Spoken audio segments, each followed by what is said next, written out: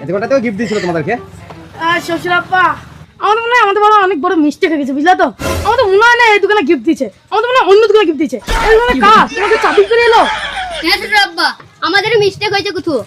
তোমরা যে জামা আমার বিটি দুটোকে দিয়েছো, সেই জামা আমার এই দোকান ছাড়া এই চত্বরে সারা পাক মেরে এলেও তুমি পাবা না। ওটা নতুন মডেলের মাল, আমি নতুন তুলে এনেছি। তোমার ছাড়বো না, ছাড়বো না, ছাড়বে। আরে রে, ঘরের লোক হয়ে তোরা আমার সাথে বেইমানি করছিস, আমি বুঝতে পারছি। আমার ভাই আমার দোকান থেকে গিফট দিছে। ডাক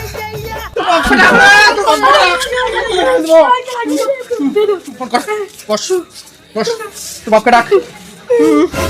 তোমরা দুজন বেশি লাটাপাটা করো না, তুই বুঝতেই বলে ছেড়ে দিয়েছি, বিটতেই বলি না তোর হচ্ছে। দাঁড়া না, আসুক না।